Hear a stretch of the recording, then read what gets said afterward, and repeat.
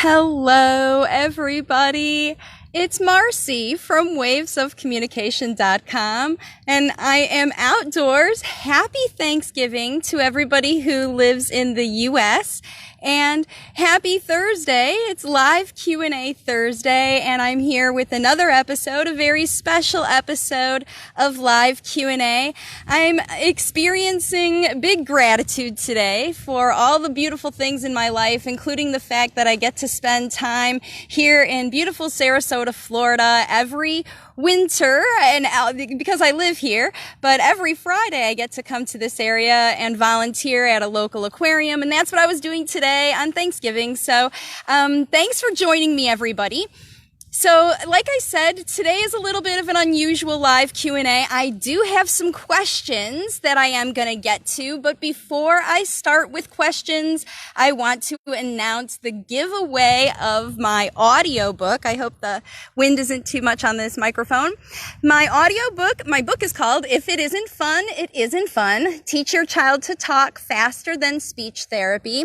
And I have 10 copies I'm going to be giving away to folks in the United States and 10 copies to folks who live in the United Kingdom. So Audible has given me these codes to be able to give away to folks. And so the way to get your free audiobook code is simple.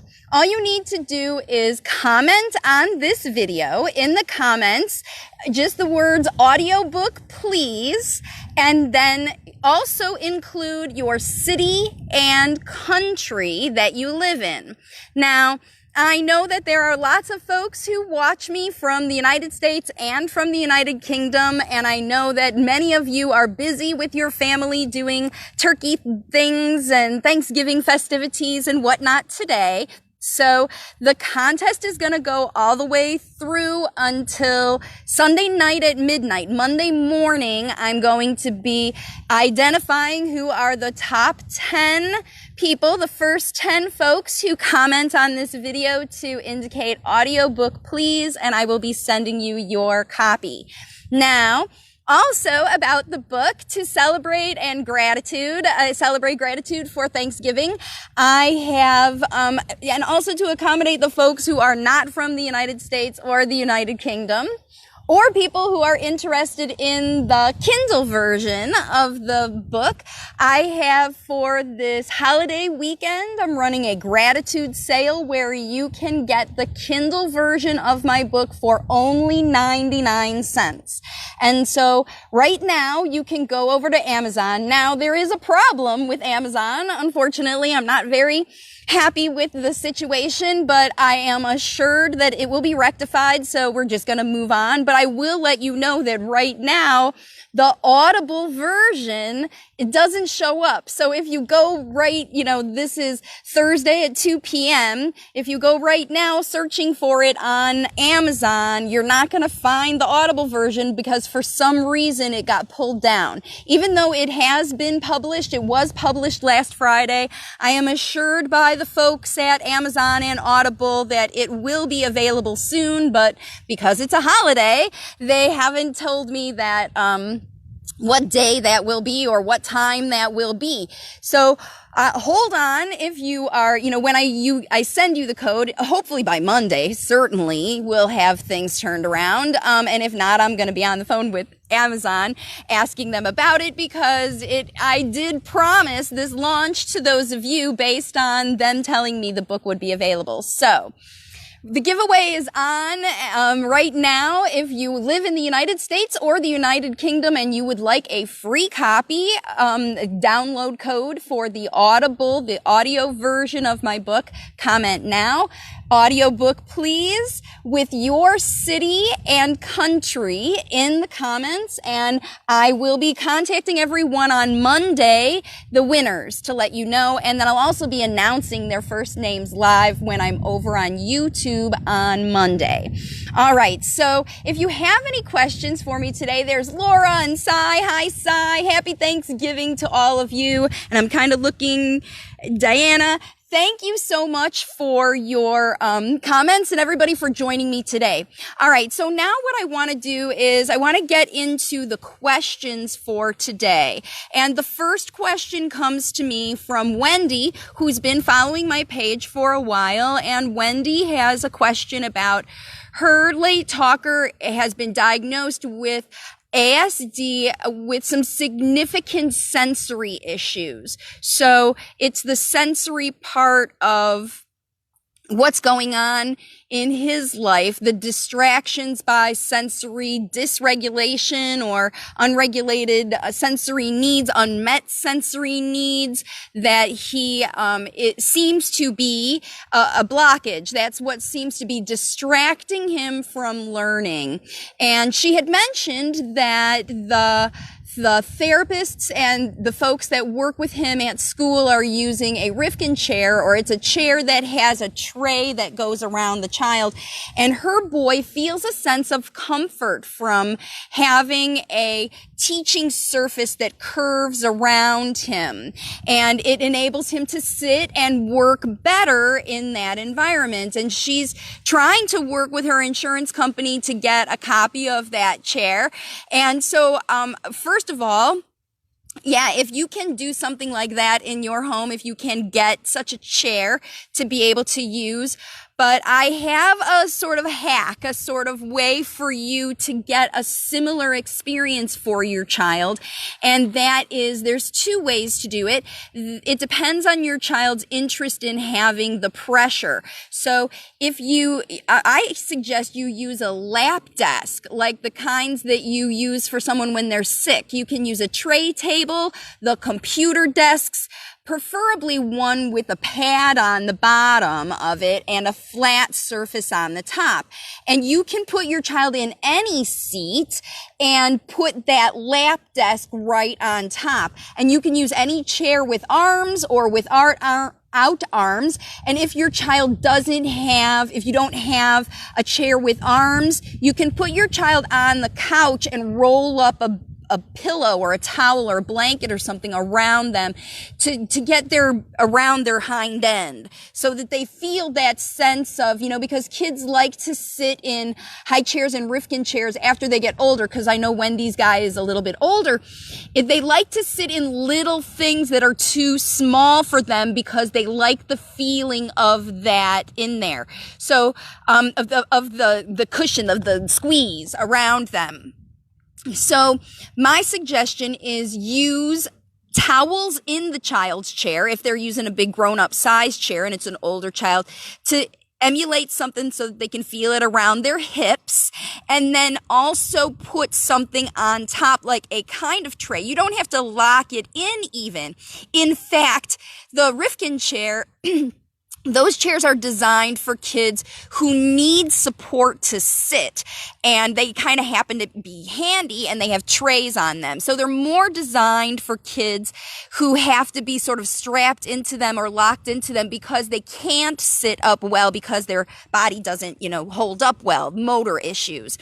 And it double duties for other kids to enjoy sort of the space. But you don't need even to have a specialized chair to create that kind of experience in your house. So you can use even the seat that your child sits in the car. You could use that and you put that on a chair, or you can use towels or a blanket or something like that to give your child a sense around them with one of those lap desks on top. And if your child will tolerate it on their lap, you can put it on there, and you can even make it heavy. So it creates a little bit of a sensory pressure on your child's lap. At the same time, it provides a surface for you to do some work or play or things like that. So that's a really good idea as far as those things. Now, as far as generally with children who have multiple sensory needs, she was talking about the fact that he is quite a sensory kiddo, and he even uses his mouth for a lot of exploration and interest. I'm trying to cover the wind on this microphone. So the idea is if your child is distracted by their sensory needs, they're not going to want to learn very well. So you have to find a way for them to get their sensory needs met while they are learning. Ideally, using a learning activity that meets that need. So if a child needs to move, you do some teaching while they're jumping, while they're crawling, while they're walking, while they're doing obstacle courses. Let them do a motor activity simultaneously while you're teaching. Now, if your child is very orally obsessed, they're licking walls, they're licking everything, they're putting lots of things in their mouth. I saw that there was a comment from one of the other moms who follows me, actually a mom in my program, who has a son with that pica situation where they're putting everything in their mouth and using their mouth for that. Many times there are, I know that this is I am not a doctor or a nutritionist, but I have heard other parents talk about investigation into your child's mineral components. There are either having too many minerals or not enough of certain minerals that cause children to be orally fixated and put lots of things in their mouth. And that is a side effect of that. So investigate, get on the Google and do, your YouTube University about oral and oral fixation, whatever behaviors you're seeing in your child, and nutrition and or minerals. Google just even those two things together and you'll see articles that talk about when children are doing. And if you are using biomedical interventions, sometimes children have differences in behavior that look like sensory issues that are side effects from children feeling things in their body. If they're feeling pain, if they're feeling headaches, if they're feeling other kinds of situations, it is, they're doing these sensory seeking behaviors because they are feeling other things. So make sure that you are doing very careful, overall, holistic examination with your child's systems, all of them, their skin, their mental health, their emotional system. All of those things can cause these behaviors that look like sensory irregulation, but are really your child's way to communicate that other things are going on. And I can't tell you that. That's something that you have to figure out on your own. So hopefully those were some solutions that will help you, Wendy, and others with sensory issues, and some guides about using positioning to make your child feel comfortable while they're engaging with you. Maybe they don't feel engaged while they are, like they need to move, or maybe they need to be in one space. And those things need to be honored in kiddos when you're doing it. All right. So I see there's more people joining me. I just want to say one more time before I get to the next question that today is audiobook giveaway day. I have copies of my audiobook ready to give to people. All you have to do is comment in the comments of this video, audiobook please, with your city and country. So I know if you're from the US or the UK, I have 10 copies for folks in the US and 10 copies for folks in the UK that will, I'll be giving out on Monday. So, and also if you're not from the US or UK and or you are interested in the Kindle version, you can buy it right now over on Kindle for only 99 cents. And that is an amazing gift you can use for yourself or any of your kiddos' caregivers. It's a wonderful way for you to share knowledge that they can use themselves and they can use with their other clients, and they can use with your child to help you with language facilitation. So it's win-win, and it's only 99 cents, and all you have to do is, sign up for that. So that is going on just today, my gratitude weekend sale for Thanksgiving in the US, and I am so, so grateful. We've hit 1,000 subscribers over on YouTube.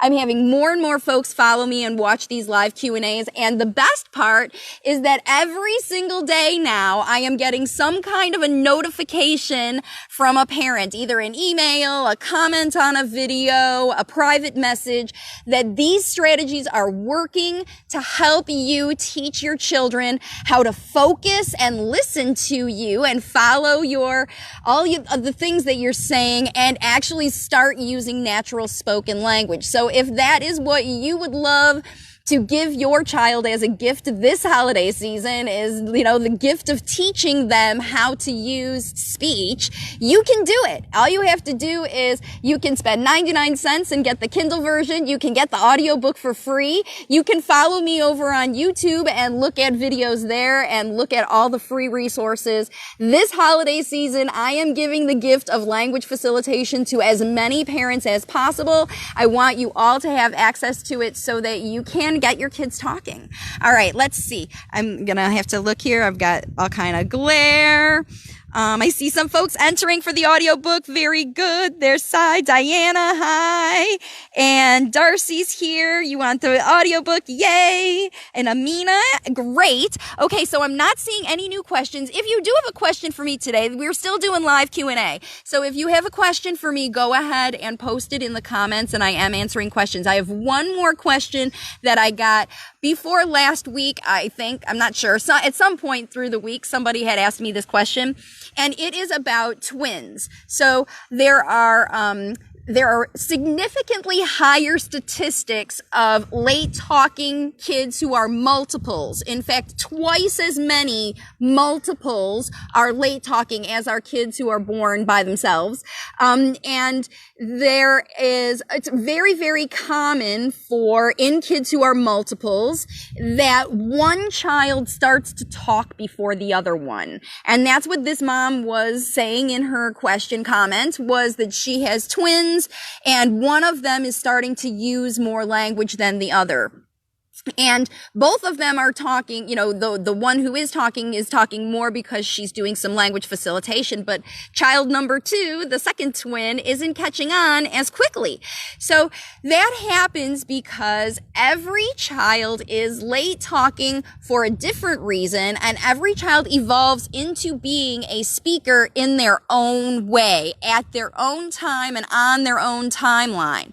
And so the most important thing I can tell to every mom who has more than one child, or even who has only one child, and you are comparing your child to other children who are late talking, cousins, friends, other kids in your kiddo's class, whoever, that's gonna be a slippery slope for you as a language facilitator mom, when as soon as you start to compare your child's skills to other children's skills. My recommendation is, whenever you feel tempted to do that, oh, look, that kiddo's doing whatever, and my kiddo's not doing that yet. Whenever you start to are tempted to think that, I want you to think about your individual child and think about what they have done in the past 24 hours that delighted you, that made you smile, that made you know that there is a spark in there that will start to use language. And when you do that and you think about, wow, and remember where they were last week, last month, last year,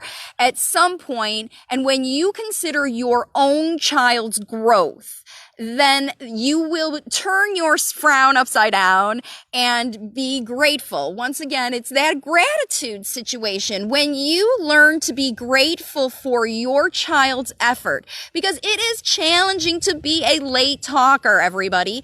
Late talking kids know they don't talk as well as other kids. They know they have trouble. They know that sometimes people don't understand them. Often people don't understand them. So they feel misunderstood, because they are. And they try their best and they try their hardest to communicate, even if it is nonverbal stuff. Even if they know that they have to kick the door to get your attention, they know that they are going to try hard to get you to understand their messages.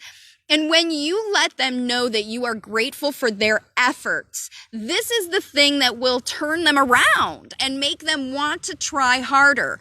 But whenever you correct your child or compare their answers, oh, before you did this, or I know you can do this and you can do better, or whatever, anytime you compare what your child's doing now to anything, either what they could do in the future or what they have done in the past, you're letting them know that what they're doing right now is not right. right or good or even in your focus because you're too worried about what they did before or what they're gonna be doing or not doing or whatever. And your child perceives that from you. They want to see you be happy and grateful when they start to talk and when they try. And if they say something that's gobbledygook or messed up or the wrong thing or it's a half a word or it's really super quiet or whatever it is their try. And they want to hear you on Thanksgiving be thankful that they are trying. It's the most important thing because when it doesn't matter really what comes out because you know it's not going to be perfect. They're late talkers. They know their talking is not great. And they just want you to be happy that they are trying harder because kids want to make their parents happy. And that's what they do by trying to talk. And if your child is in the process of starting to talk and their sibling is talking more than they are, watch the late talker who isn't talking and see, I wonder why he's not talking. Is he annoyed? How does he feel about it? Is he interested? Does he want to do more? Does he need more models? Is he processing more slowly? You as a parent have to figure out what is blocking your child from using natural spoken language if you feel like it's not happening fast enough because you're the only one that's going to be able to identify that blockage. Unless you want to work with me, that's what I do with the families that I work with in my programs.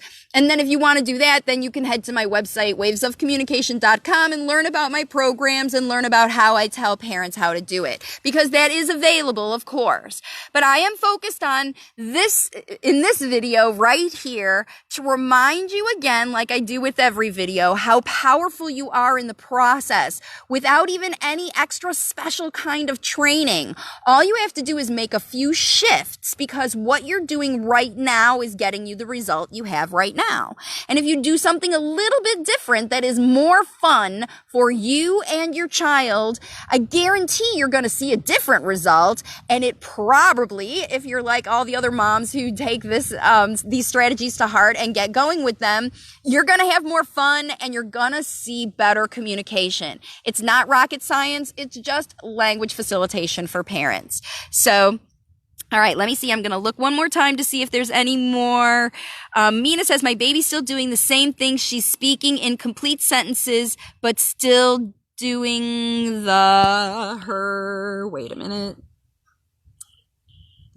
Sorry, I'm just trying to look and my glasses aren't working and I'm outdoors. I appreciate you all looking here so I can see. Yep. Baby's still doing the same thing. She's speaking in complete sentence, but still doing, I don't know what the babbling or other things maybe she's doing. I don't know exactly what you're talking about. You'll have to give me another, Amina, you'll have to give me another comment so that I can see what she's doing. If your child is stuck, sorry, I know that maybe it was challenging to hear for a second there. If your child is stuck anywhere in the process of language facilitation, if they're stuck at single words, if they're stuck not using words, if they're stuck making noises, they are not hearing enough good language models for them. They're not hearing enough carefully spoken speech about the things that they are interested in learning. If your child isn't making progress with language facilitation, the first thing you do, always, the first thing you do is you watch your child's reaction when you talk to them. So if you're giving your child a direction, making them a comment, talking about what they're doing, whatever you say to your child, if they are looking at you and smiling and making eye contact, or at least looking at your face, then they're listening to you.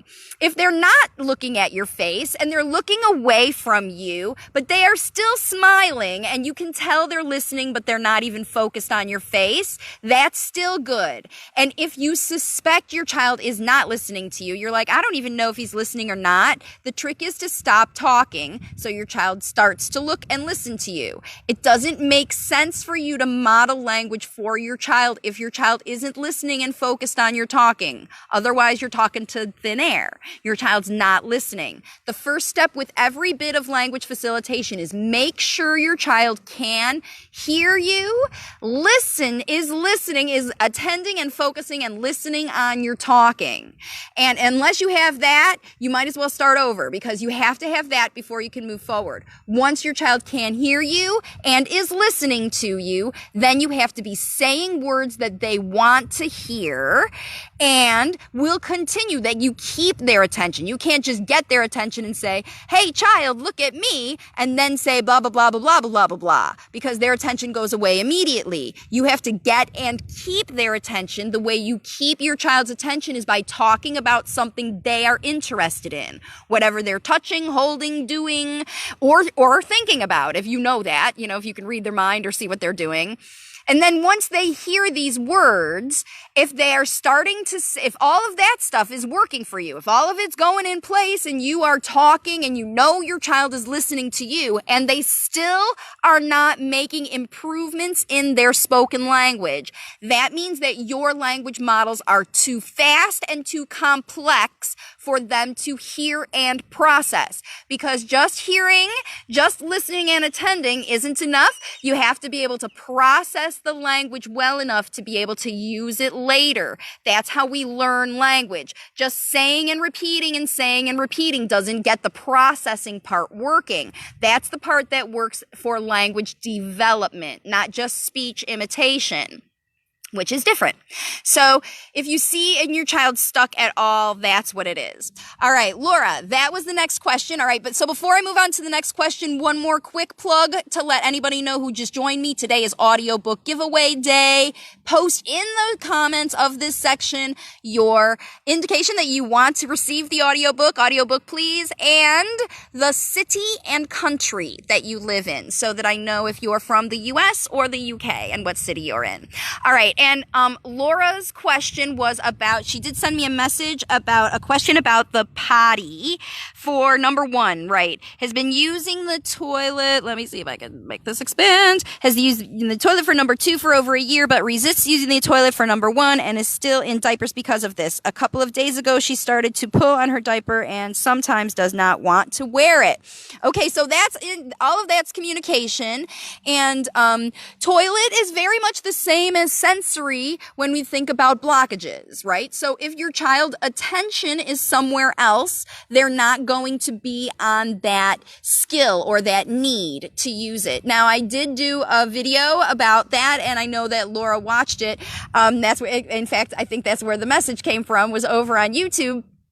And what I suggest to parents whenever you have a blockage in any kind of process you're trying to teach. So if you're trying to teach potty training or getting your child to shift from being a diaper wearing child to being a underwear wearing child, you need to make underwear wearing super fun.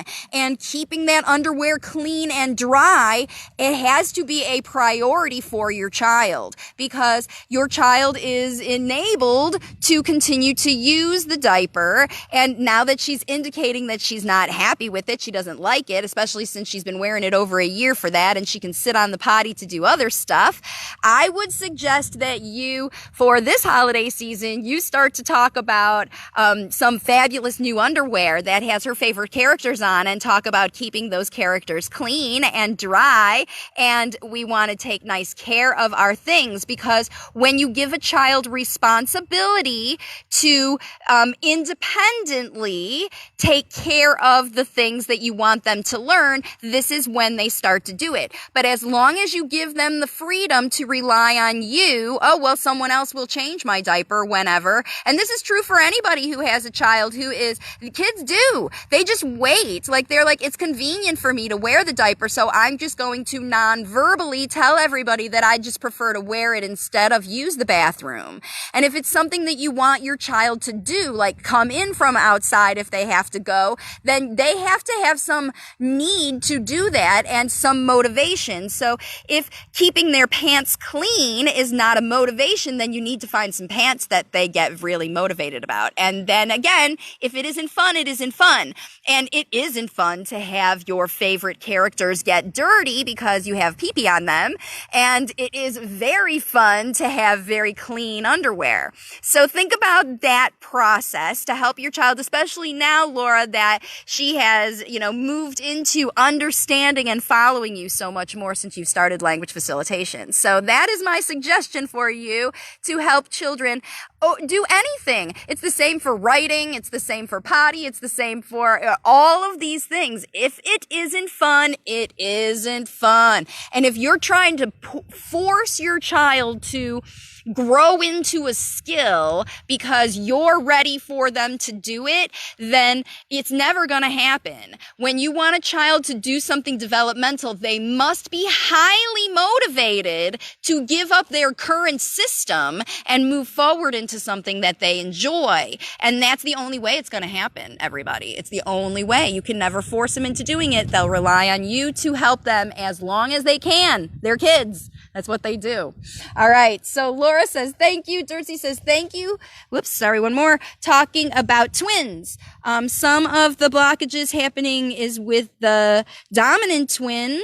More verbal, translates her twin's sister when she tries to talk. And Dircy, you're absolutely right. For all of you parents who have these ideas and suggestions about why your late talker is not talking, you're all correct. You're all 100% correct. That's what an intuitive parent does. They start to figure out, why is my child doing this? Instead of being reactive and, like behavior, for example.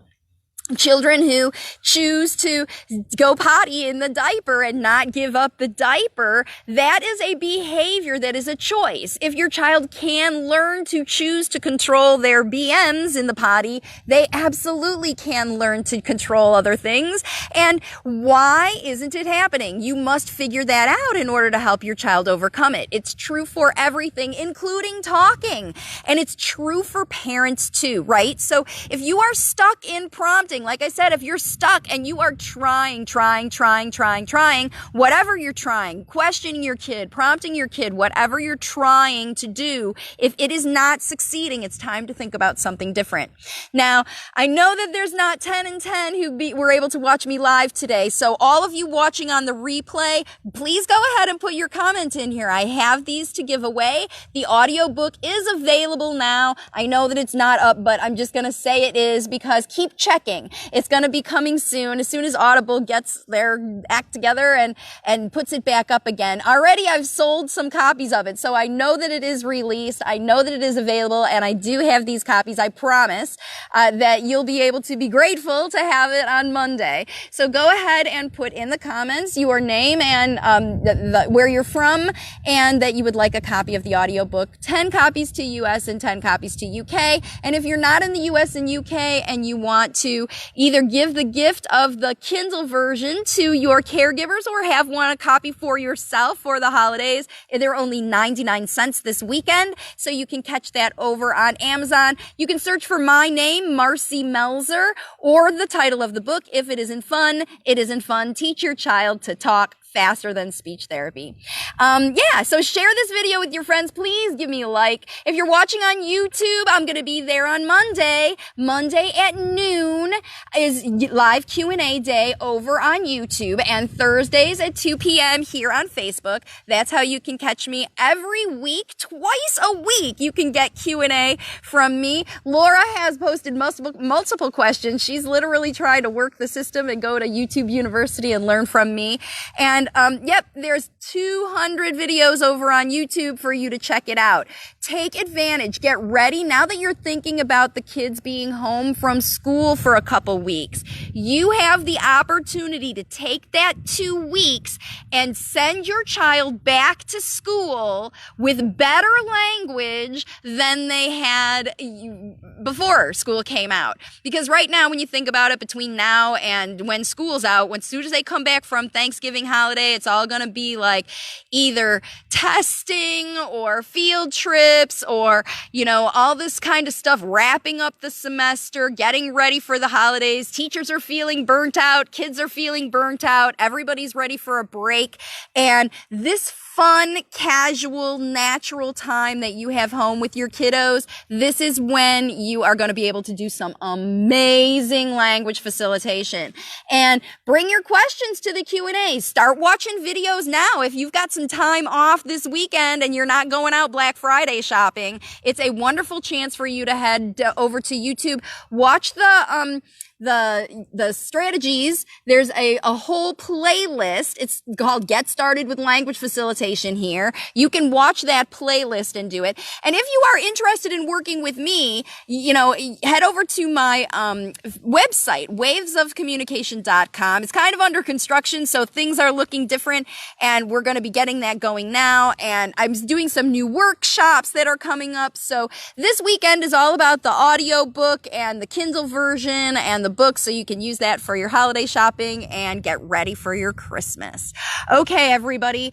Thanks for joining me again on another live Q&A, and I'll see you all on Monday over on YouTube. Happy Thanksgiving. Enjoy your time with your family and friends. I am so grateful for all of you. Mwah, mwah, everybody. Thank you so much for following me and making this an amazing year. I hope we have a lot of the copies of this audiobook given away, because I know that, you guys are able to get this done. Teach your kids to talk faster than speech therapy. You can do it. Parents all over the world are doing it. Get started now. I'll talk to you soon. Bye for now.